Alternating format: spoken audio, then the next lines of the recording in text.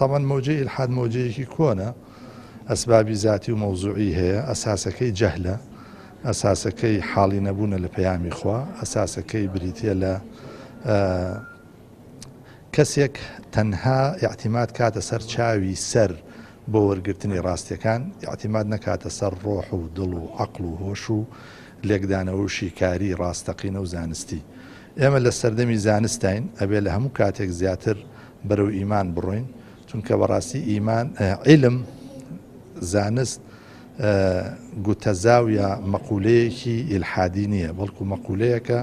مەقولەیەکی ئیمانیە لەسەر بورهانی نەزم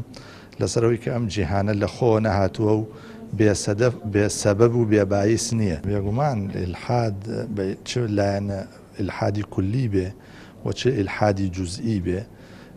لە هەموو کۆمەڵگایەکە هەیە چونکە لەگەڵ بوونی ئادەمە ئیبلیس هەبووە لەگەڵ بوونی ئیبراهیمە نەمرود هەبووە لەگەڵ بوونی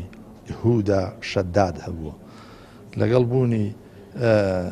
پایەکانی ئیلحادا پایەکانی ئیمان هەبوون لەگەڵ بوونی تاریکیە ڕووناکی هەبووە لەگەڵ بوونی زانستا جەهل و ئەو شتانەش هەبووە طەبیعیە لە هەموو کۆمەڵگایەکە دزە بکاتە ناو خەڵک دڵوەکو ئاوێنە وایە تەپوتۆزی هەر لێیانیشێ خەڵکێکیەت ئەوێ ئینکاری ئاوێنەبوونی دڵ بکە بەڵگە بە تەپوتۆزی سەر دڵێنێتەوە